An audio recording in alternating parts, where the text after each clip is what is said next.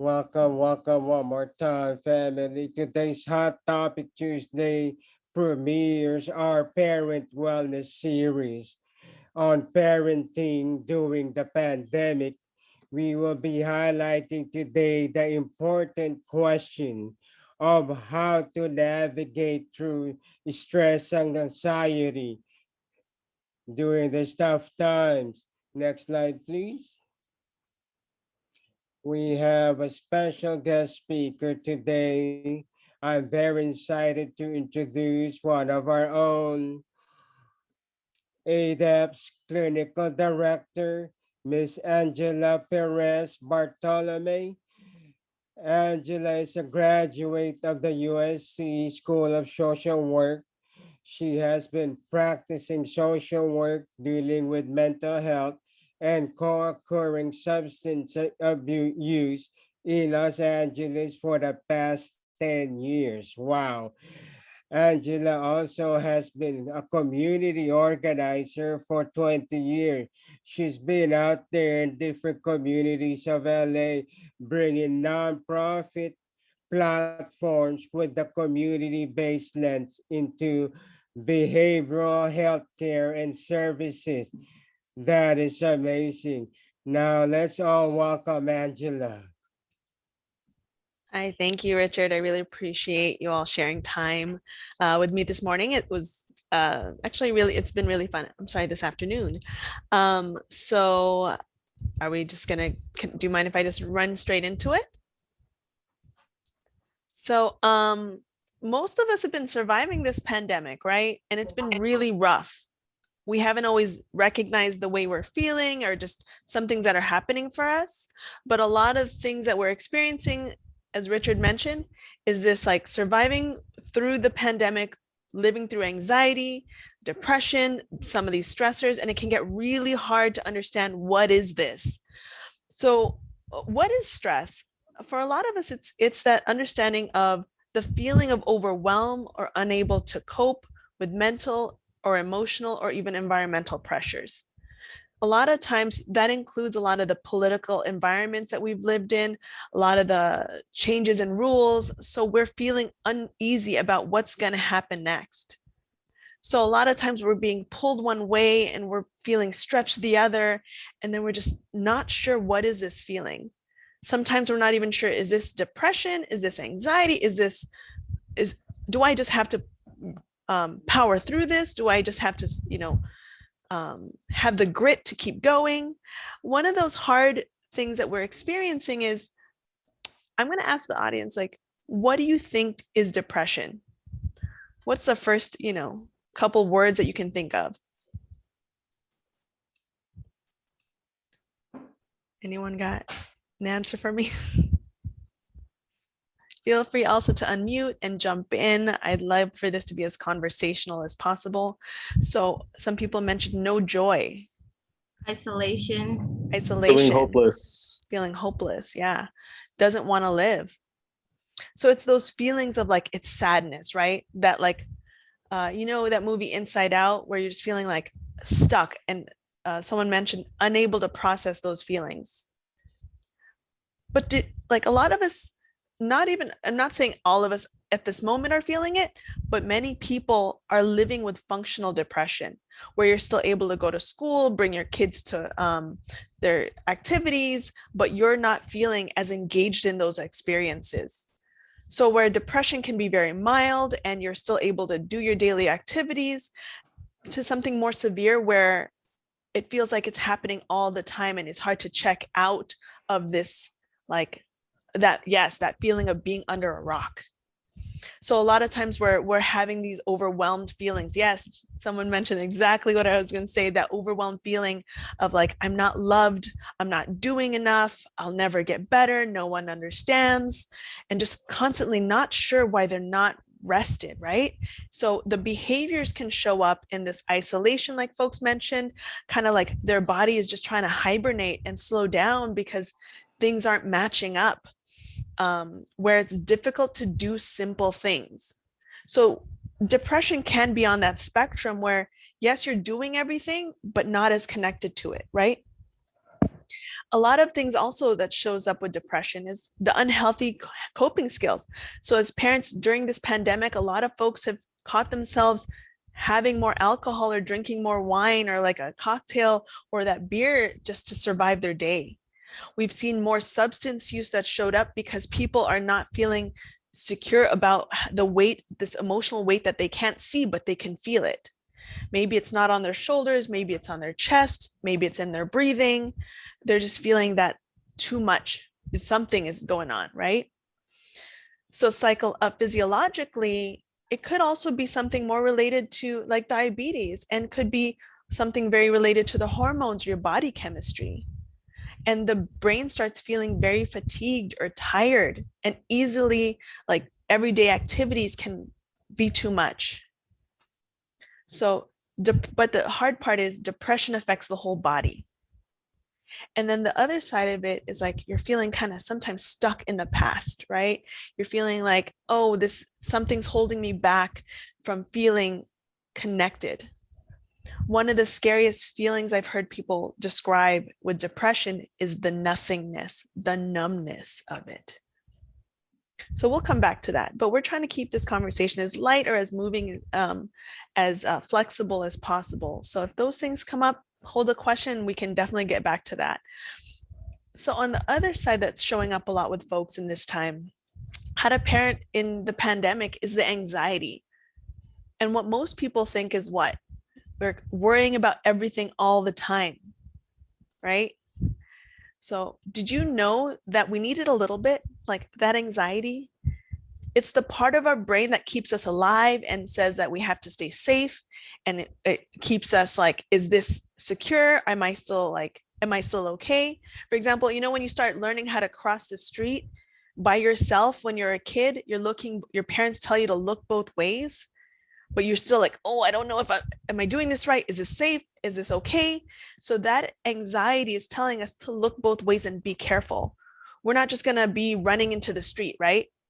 You know, when little kids just run because they don't have that threshold of anxiety or distress yet, that's something we learn as it's a innate feature about our brain and our ability to survive is we need that little bit.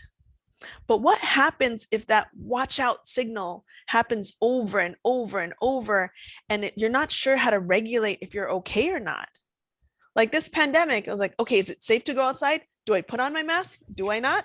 Like, are my kids okay? Should I vaccinate? Should I not? It's so many things are happening for us. When do we get to like regulate and say, no, we are okay. Things are in their place.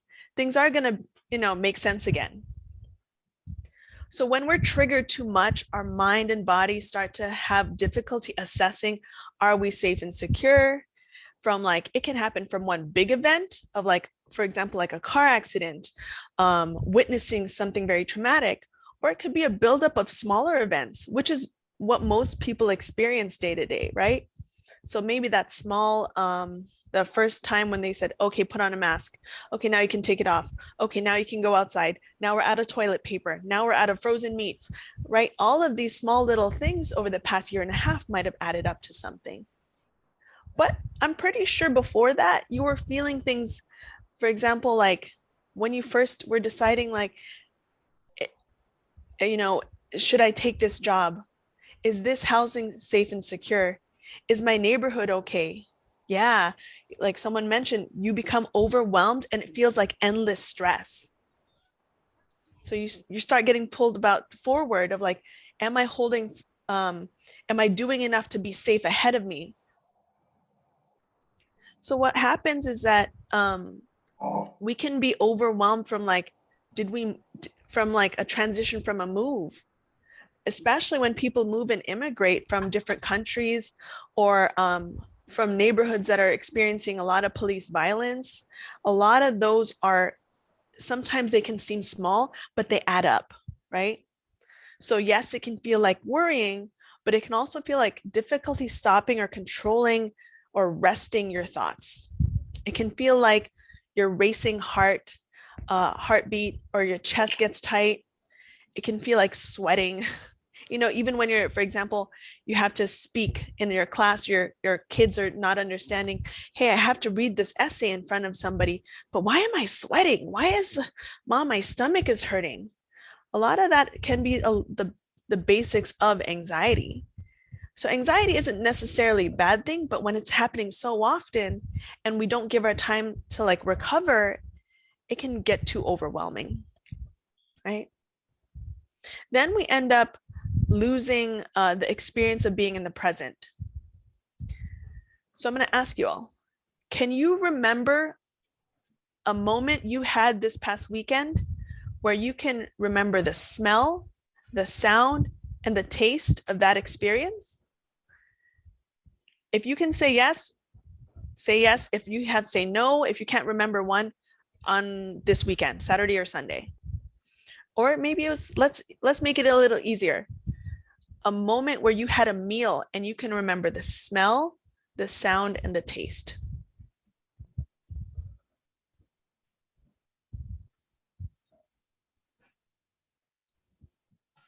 Yeah, so there's one person, yes. Anyone else was like, huh, that was a little harder for me.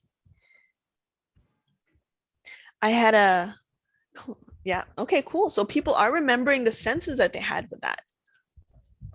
So I had a client that used to tell me, I have one foot stuck in anxiety, the other foot stuck in depression. One feels like I'm trying to catch up with the past and forgiving myself because I'm still thinking about old memories. And then the other moment I'm thinking about what do I happen next? And this is gonna sound a little off, but they're like, but I'm pissing away my present. I can't sit still and I can't think about what my kids' homework is. And she was struggling to try to be present with what the homework was. Cool. So did that make sense to folks? Like where you're being pulled so that your present moment can take you out of it because your depression or anxiety or the stress of the situation takes you out of exactly where you're standing right now. Yes. I would say for me, like I had a presentation today and over the weekend, I was so like engulfed in like, I'm gonna do okay. Am I gonna do okay? Like I was so stressed out about it. I could not be present in the moment with my kids. And we were at the beach and I was so like caught up on thinking about it. Yeah. So where today I did okay. So, but like in that moment over the weekend that I think about it, I was like, I have to stop, because, it's obvious I'm not here in the moment, present in the moment. Yeah, exactly. Like you can be at the beach when the smell of the sand, the salty water, and the sand under your feet, and you don't even notice that any of those things.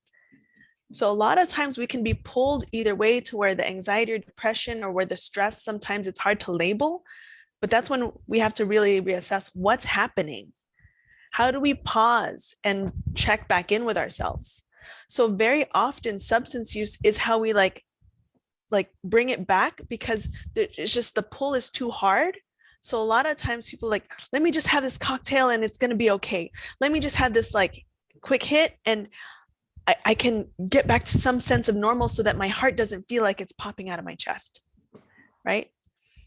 And it's so common. And so why substance use is so involved is because the stressors affect the way you think, affects the way you feel, affects the way you behave, and affects how you see and interact with others and experience those stressors, and back to that cycle. So you're back to that stressor affected how you think. And so we're trying to look for one of these in this cycle to change, to disrupt, right? I think what the last person just shared, she was like, no, I have to stop. She created that disruption of like, no, this cycle of what's happening has to stop. How do I shake this up or like, break up those, the tension that's I'm feeling in this moment. We all just want to feel okay. Sometimes we're not emotionally or physically ill, but we want to feel okay. And we don't always have the healthiest or best resource available to us at that moment. Sometimes a quick fix is closer. Sometimes a quick fix is a better crutch than putting like a lot of energy into like, okay, do I have enough resources available to figure this out? So based on what our resources are internally and externally, we can figure out what we need to feel better. One of the hardest times is that the emotional part, like depression, anxiety, or the stress can be so hard to treat because we don't always have the control, right? We can't control when the pandemic said, okay, now we're allowed to go outside. Oh no, now we are scared of this. Oh, now we're scared of this. Now we might run out of toilet paper again. Like, so it's hard to know when we're not always in control of some of these factors, right? So it can be harder also because a lot of, I think in the past few years, we've been better about talking about mental health and like that these stressors are real and they feel somewhere, right? It's the weight on our shoulders. It's the headache I get every Tuesday. It's that, sometimes it shows up on a schedule because we haven't figured out how to regulate these things. So we got to figure out what is it that would help me feel better. And it's okay to bring in these healthier tools and as best as possible, like what the last person said, I had to stop. So that was a pause. I can't let this cycle of my thoughts and feelings and behaviors kind of just loop over and over, right? So some of the things I would recommend is figure out your regular self-care strategies of visualizing that you can have a good day. It's also okay that it got messed up. And visualize the forgiveness part of like, okay, I forgot my kids' lunch. I don't know if they brought their bathing suits to the beach. I don't even know if like I brought mine and I'm still okay. If I forgot gas, I can pause and I'll figure this out. I can figure out $5 to get home. If I didn't have a bathing suit, are they comfortable in their underwear and t-shirt to go to swim? Maybe that's going to be good enough for today. And that's okay. Right? Who, especially as parents, who's ever processed like being forgiving to themselves that you don't always know or that you're going to mess up? Who was ever told that that's allowed as a parent?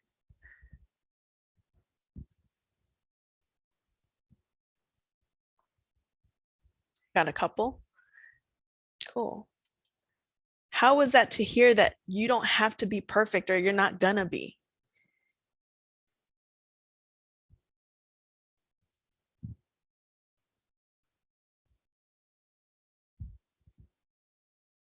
Did it add some like, oh, Everybody can unmute yourself if you have a comment or you want to say something. somebody said it was humbling. It took somebody a minute to say like, yeah, to sit with that was okay. Because nobody, when your kids came in, nobody gave you a handbook of like, here's how to make sure that they're okay. Okay, right? And this is how you also have to take care of yourself so that they can be more okay. Like I think for a lot of parents, it's still a practice because these stressors, you don't only carry just yours, you carry your kids, you carry the family, you carry their school's expectations and all these other things. But when's the last time you drank water? When's the last time you moved and stretched? When's the last time you took a slow, deep breath for yourself? When's the last time you ate a meal and you can remember what it tasted like and the smell of it and the textures? When's the last time you could say you slept well? So those 5 are often my recommendations of basic self-care because realistically, going to the mall, shopping, buying things for ourselves, getting nails done, buying a new like gadget, those are nice like treats, but they're not self-care when you can't do it all the time, right? It can get really hard when you're like, I don't feel good. I don't feel good. Okay, what is one thing I can do? I can breathe. One of the hardest things that we can do, we often feel is like that tension in our chest. It's one of the most common things I hear from folks in the community who just keep going, right? Yeah, we do all these things that are temporary fixes. But when we practice some of these self-care every single day, these are our regulatory things. Like our body is built to recover. Our mind is built to heal and like to process, right? yes, it can be too much. So one of the tools that on top of these 5 self-care of eating well, sleep enough, drinking enough water, moving and stretching, taking that pause to breathe is, did you say no when you needed to? Is it okay? And forgiving yourself when not saying yes is the best option. Like, you got invited to 3 parties and all these people are expecting your kid to be there, and you're like, do I have to go to all of them when you don't even feel safe going outside right now? Is it okay to say no? I know a lot of our communities of color, we always have, like, we have to show face to those parties that we were invited to for our kids. But how come it's like, okay, no, our kids are okay. We'll be fine. And it's okay to breathe. Breathing and our respiratory system is the only network of organs that we have control of that help us regulate the flow of thoughts and feelings, our blood pressure, our digestive system, all those things. It's the only one that we can control that we should be using regularly. Like, you're breathing because you haven't passed out yet when you walk down the street, right? But have you ever used it for you as that pause that you needed? Who feels like they're pretty good at like taking a pause at least once a day and breathing?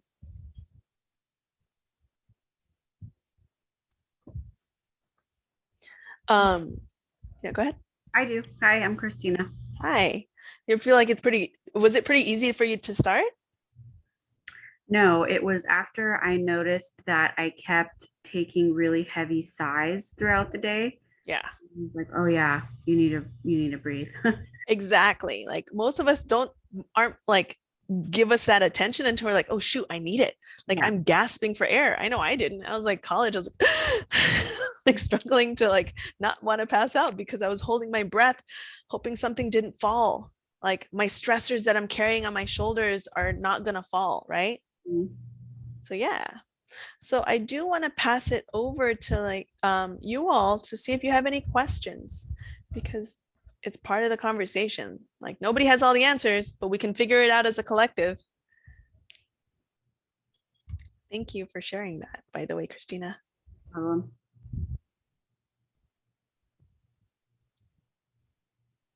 All right, everyone. So just thank you, Angela, for your presentation. Now is the time also for question and answers. And some people have been making comments, and we really encourage that from everybody in our audience. If you could go ahead and mute yourself, you can ask a question, any question right now to Angela, and you can make any comment in what she said. I do have one question, Angela. When it comes to parenting, I'm a parent. I have 2 children. I go through stress, anxiety, and all that all the time. And do you have any advice for me how to make sure that not only do I take care of work and myself, but especially my kids? Mhm. I mean, one of the hardest parts is I can't give a definitive answer, right? Because stress and anxiety are real. We can't always see it. We don't always make sense of it, but we feel it. We notice it when we don't sleep all the time. We notice it when we forget to eat. And being part of allowing parents to say it's okay to like pause and eat my meal is also going to help your kids know that they deserve those boundaries too. That they don't have to always say yes to everybody. I'm pretty sure your kids have the food that they need, are emotionally seeing you role model healthy boundaries, have us practice the communication that we're saying, like, I'm gonna take a nap, and so that I can be present in our interaction, or in when we go to the beach later, or when I take you wherever, so that I'll take this 15-minute time for me so that I can be better present with you for the next 2 or 3 hours, right? I feel like a lot of parents expect that they always have to get to everything right away. And it's also okay not to.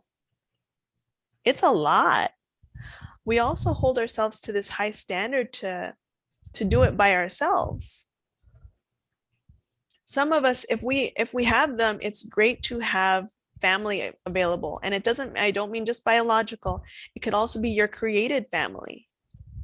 I see that a lot when different young people are in our clinics or in our treatment settings. Like, they're great at working, that they know who in their AADAP family has been a support for them, where they can use that as a resource for, like, all right, I can go to the bathroom without my kids' fingers under the door because I trust you with my kids for those 3 minutes. I'll be right back. Is that okay that, I give myself those 3 minutes? Sometimes, yes. If you don't feel comfortable to leave them anywhere, don't, right? But it's also okay to practice that boundary for ourselves. And I'll just add, like, for me personally, my son is 18. He's going to be 19 on the 11th. And we started over recently. Well, not so much recently, but my daughter is 16 months. So it's like a big age gap. So we relied a lot on him for a lot of stuff. But he recently started back football at college, and he's working at the refinery. So he's doing his thing. So I had to practice not so much relying on him as much and allowing him his own personal space, because he does have a little friend, is what I call her. So he does have like a little friend that he spends a lot of time with. And I'm appreciative that he's wanting to spend the time with us still, even with her, like go to the beach on the weekend, this past weekend. But a lot of the times I have to remind myself, like, okay, he's a young man, he's a young adult, and I have to allow him that space because like you said, you have to rely on other people, family members, and I rely a lot on my mom and whatnot, but I relied on a lot of him because he's in the home. So just giving up that space and allowing him to be him, be a young man, experience life and stuff, like, it's been kind of hard, but it's been a blessing at the same time. So I'm just trying to find a balance in between working at home with the 16-month-old and with a young adult. It's been like a challenge, and it's been really stressful. It sounds like a lot, because It's a lot. You're raising two houses, one that's, a young adult, and that baby. Right. So some of the things I've heard parents have to figure out is, who is their parenting bubble? Did they find other parents that they can, like, here, I'm gonna leave my kid with you for 4 hours. Tomorrow it's, swapping and having that collective community care. I don't know if you have those, but those are, I think, some ways people have had to be creative, because it's hard to juggle when, your work can be demanding, but it's also sometimes like you just need that not to be so stretched, right? And so that's part of exploring the resources, exploring who you trust, and also following that gut instinct. Is this something that's working for me or not? And I think that's great that you still have time to go to the beach. I hope that's also for you just as much as for them. Yeah, I'm still exploring the options of trying to figure out my outside resources, which I do have, like someone I do feel comfortable with, my daughter, because she helped me raise my son when I worked like 10-hour shifts. She would go to her daycare. So like it's just different. Yeah. It's very different. I muted myself. He was like so like quiet, and they are so opposite. He was like so quiet. He's still so quiet, and she's like the wild child. So it's just funny, and it's just really like crazy, like just doing it all over again and trying to find a balance. So yeah. And I hope in that balance, like, you're incorporating you in there too, so that you can talk about that. Like, it's okay that we mess up sometimes. Yeah. It's okay that you get tired. Like, you can only spread so much energy, right? And I'm glad that you're collecting your resource of, like, extended support. But that's part of the hardest part, is like, we sometimes, social media makes it seem like we're supposed to be all cute about how we caregiving for kids. I make them perfect lunches. I was like, They just ate today. We're good. Right. And that's where I'm at. And I'm still trying to find a balance with including meat in that equation. So it's a steady work in progress. But yeah, thank you. I appreciate all the insights you shared.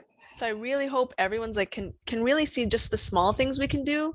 Just if you can't do all 5 every day, you can pause and breathe, because it helps regulate your heart rate.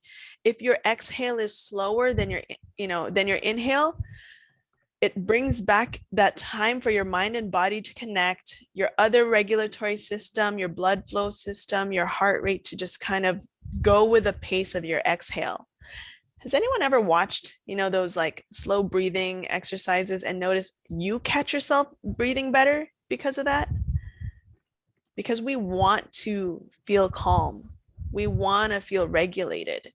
So those are some things that if we can't do, like eating well, sleeping well, drinking enough water, moving and stretching enough, take a breath, that's the one tool we were built with to regulate ourselves.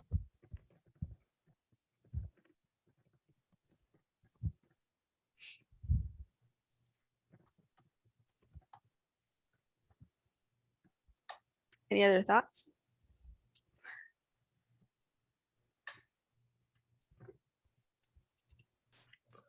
Okay, everyone. Thank you for some of you who made some comments. One of the things that to be real is that when it comes to parenting, stress, anxiety, and drugs, it's like I grew up in a very stressful family. A big part of it, of course, is sometimes how you deal with the culture when you get into a lot of the issues that are going on. And then one of the big things that they do is use alcohol and use drugs, and that's not good. And, oftentimes we don't find the resources to get help, and the biggest thing that people do, I notice that they leave. They leave the family. So I want to know, what are your thoughts about that? I think that that's a lot of people just not sure yet what to do. It doesn't feel good, right? Whatever they're experiencing doesn't feel good. So when they're trying to figure out what they need to feel better, it's like we talked about earlier, it depends on the resources they have. And if the resource that they had is like, hey, this helped when I walked away, maybe this will help right now.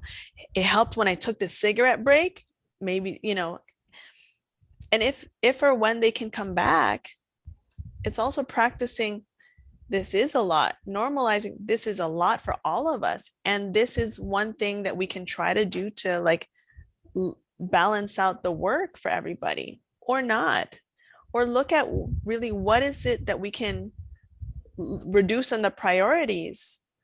What is it that we can increase so that everyone gets an opportunity to feel heard? Sometimes people just want to be heard, because it's a lot for people to go through everything and have to expect to know how to do it, right? Usually as adults, we've gone through like childhood, adulthood, all these things that we were successful at before. Like we might have made lots of bumps, but you survived it. So you built up those experiences to learn how to be okay, right? So we use those based on that, and we keep building up with every time we struggle with something, as long as we get the opportunity to come back and try it again and figure out what's a way to make it successful. And success is like subjective, right? It's whatever you guys describe it as. Success could be like in a conflict in the house is we came back and had an understanding of what okay is like for all of us. That can be very successful, right? Yeah, and also asking for support. And it's okay. One of the tips I always recommend, it's okay to ask and tell people, I just need you to listen. I'm not sure what I need yet, but is it okay if you just listen?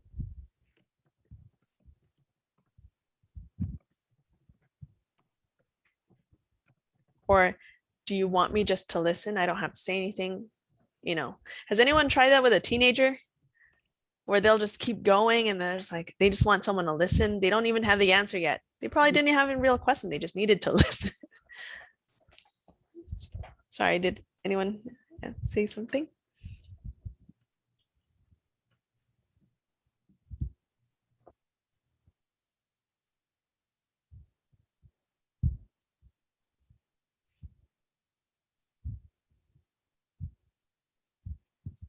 Thank you, Angela. Yes, venting. Someone had made a comment about venting, but Christina, did you want to say something?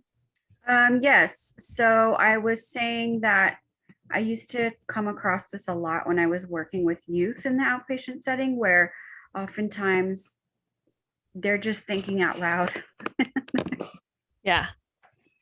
And it's that is like, there's a lot going on in there, right?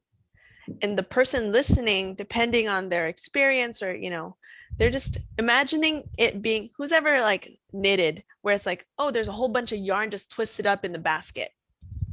And then the person listening is just collecting, organizing that ball into different organized balls of yarn. So that's just like organized and listening. It's like, oh, that sounds like anxiety. It sounds like you're tired. It sounds like there's too much homework. So the listener is hearing what the stress is. Or even if they're like, here's my ball of yarn. It's a big mess, but once they say it out loud, it helps somebody, their brain also work to go through those processes for themselves.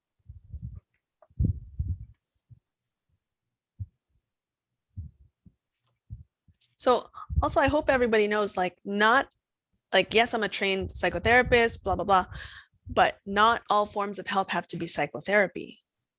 It's also knowing who is emotionally safe for you to share that with, and they can hold it for you. Most of the people I used to see in treatment are people just like going through something and it was temporary. Most therapy are like that person listening, it's a temporary experience where it's just overwhelmed. And when they can organize that clustered, knotted up ball of yarn for you, great. Sometimes it could be a spiritual practice. Sometimes it's a friend that's just non-judgmental, like trust and regard for you. Sometimes it's a journal.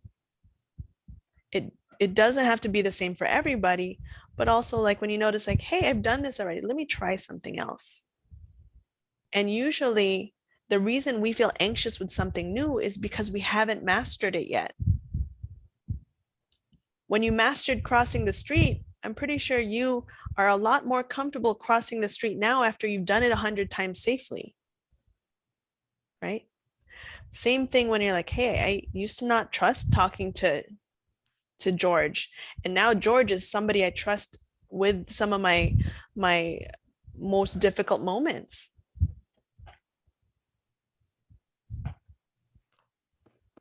Thank you, Angela.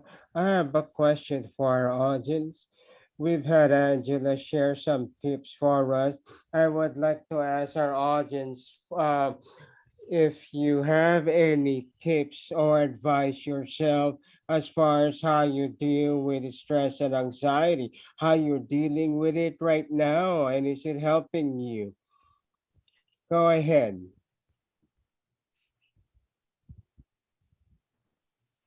I agree with Angela and say like just listening. Like I've learned like that's the best thing with my 18-year-old is just to listen. I don't hound him anymore and question him. Like, what's wrong with you? You're acting different. Like you're quiet. I don't do that anymore. I'm just like, I notice you're different. Like if you want to talk about it, come to my room or whatever the case may be. And whenever he's ready, whichever way he chooses to do it, whether he texts me like ma this or ma that, like I accept that and I just like, oh, okay. Instead of just like hounding him, like, what's wrong? Like all the time, because he puts up that wall, like, I don't want to talk about it. Nothing's wrong with me. Nothing's wrong with me. But then in actuality, something is wrong with him. But he doesn't know how to communicate that with me yet because he haven't been able to like master those skills yet. But in his own way, he's able to do it. So not all the time, but most of the time. So I just stop hounding him and I wait for him to come to me instead of me like hounding him. Mhm. to tell me like what's up or what's going on with him. So So I'm hearing you really give him the space to figure it out for himself first before he knows if he's wanting to share parts of it or all of it with you. yeah, I'm just like, okay, well, I'm here. Like, if you want to talk about it later, maybe not right now in the moment, maybe today, whether it's tomorrow. Like, but I notice a change in you and let's talk about it. Like, I can't help you if I don't know what's wrong with you. So, Yeah. yeah. And I just leave it at that. If you can remember being your younger self, like a lot of times those are the answers we need to now as an adult, right? Like I just needed Right. someone to listen. I just needed this. So people mention that they cook, they exercise, they read, they shop. All of these are different strategies of how they manage. A lot of times when I hear shopping, I was like, that time away is that break from like this exact where the stress is pulling us or one way or the other, right? Shopping makes us touch things, makes us smell have you ever walked in a store, you're like, I can smell shoes, I can smell the purse, right? You can smell shopping sometimes. Those are bringing us back to the present. So a lot of times we're just using our senses and all these other things, especially with cooking. So those are some of the tools that we use it in different ways, but that's bringing back to the senses we were given, like smell, touch, taste, sound, and Here. hearing. Yes. Okay. Smell, touch, taste. Yeah. There's 5. But For me? yes, I know we all have 5. But those senses, those are our tools to self-regulate. I think gardening is one of the best ones because you can smell dirt, you can feel the dirt. All those things help bring you back into your moment and using your senses back to the present. If you can't use all 5, cool. What are the 3 that you can feel right now? Like, can you smell something, taste something, hear something? Growing veggies, because that brings back that cycle. And also being outside, feeling the sun is part of those bringing back the senses that we're given to help regulate. So we have all the tools we need. Sometimes we also have to remember our tools are our AADAP family, can be our extended family, our created family. I use family as like not always just biological. It's also your friends that have been family that you trust in that way. And that's a great one I hear a lot. Those 5 minutes of sitting in the car before you go in the house. Sometimes you want to remove what doesn't need to walk in the house with you, right? So that's that mental processing of like, okay, this got to go before I bring it. Yeah, you don't want to bring it in. That's a really great one. I like doing that. I like the rule of leave it at the gate. I do that with my drive on the 110. To me, I've been doing field-based therapy for a long time. And I was a community-based organizer driving all over. So I would be like driving on the 110 is like, this is what I don't need to bring in with me. And I got a long drive to process out all the weight I carried today, right?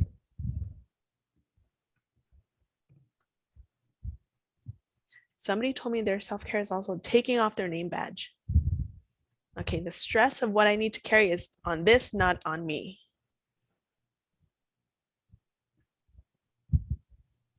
Any other thoughts from folks?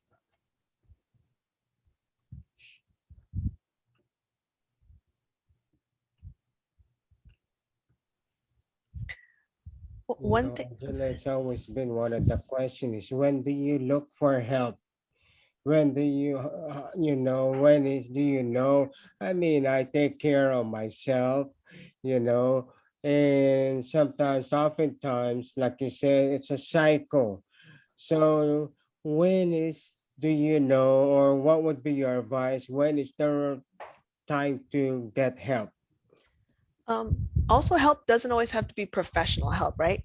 So I always recommend that we do mental health checkups if we can't do it on ourselves. For example, do we know if when we're like eating well and we feel good, we can feel it, right? When we're very aware of our experience, we can do the same thing mentally. Like, am I not sleeping enough? Is there something going on that isn't helping me feel okay? This used to happen and then I could do these and this would help. If for example, like I used to do my self-care every day and all of a sudden after 2 weeks of doing it every day, I'm not feeling better. maybe I do need to reach out to ask for help. And I think a lot of the AADAP staff know I'm a big proponent of mental health checkups. I'll schedule an appointment with a mental health therapist every other year and just say like, hey, this is my work life, this is my family life, this is what's going on. I just need to explore. Help me understand if I'm okay, if I'm taking care of myself well enough. It's showing up in my sleep. It's showing up in I forget to eat, whatever, right? It might, a lot of times we don't get to do that enough, that it shows up when we do our annual physical, right? Your blood pressure is high, your diabetes is irregulated, you're getting headaches more often, you're getting stomach aches. So a lot of times these physical signs are times of like, hey, there was something going on that needs help and needs some checking in on. Right. Thank you, Angela.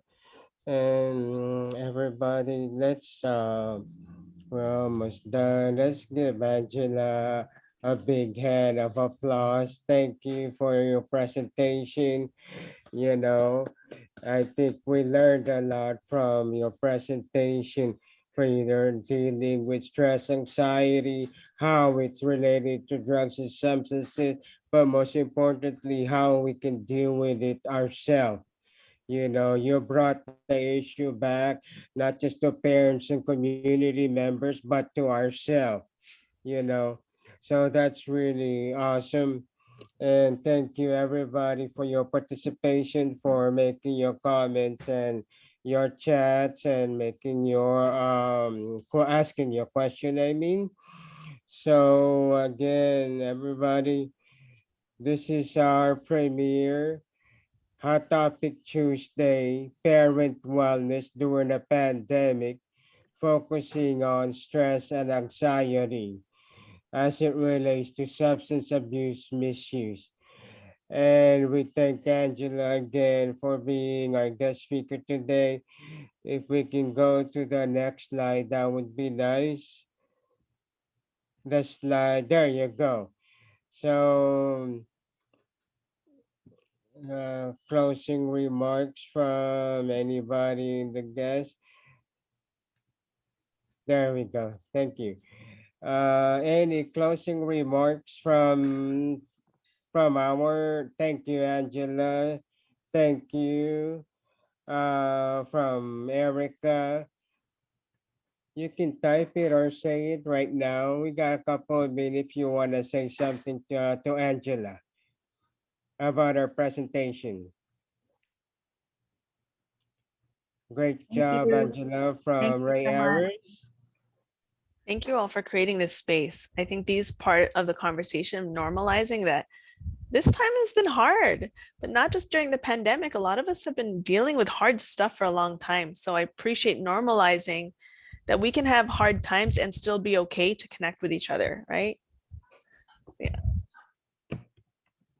Right. No, that's a really, normalizing, it's a conversation. We don't have to hide ourselves or like go over the top. You know what I mean? And I think we got that out today. So our next Hot Topic Tuesday will be next week, August 10th, Tuesday, the same time, 4 p.m. And we want to invite everybody one more time to join us. Also, spread the word. Spread the word and ask, people in your community, parents, even youth, if there's any young adults, college students who would want to join us. And okay, see this it is gonna be on effective parent and child communication. We covered a little bit about that today, but we're gonna focus on that next week on our Hot Topic Tuesday. Next slide, please. All right. Now we have an awesome resource list right now. So if anybody's interested in staying connected with Angela, her email and contact information are on here. We also have information for AADAP as a whole, both our office, our email, and also our social media outlet. So let's stay connected. It just doesn't happen on Tuesday. We gotta keep staying connected throughout this whole time. And we also have our or the other organizers from the city of Gardena, the city of Inglewood. This we also have our tobacco organizers in El Segundo. There all the information is here. Please take a screenshot right now. Take your time to do a screenshot. And there are two very important information for resources. The first one is for you to the website for NAMI, the National Alliance for Mental Health. It has information and resources about mental health issue. You know, probably co-occurrences, substance abuse, and mental health also. And the other website is for a good website to refer people who might need help. We need therapists, you know, therapy that deals with you, that's connected to your culture and the style that you're living with and need to do. Thank you, Angela. Thank you, Richard. Now, everybody, I hope you enjoyed it. Um, Take care. See you next time.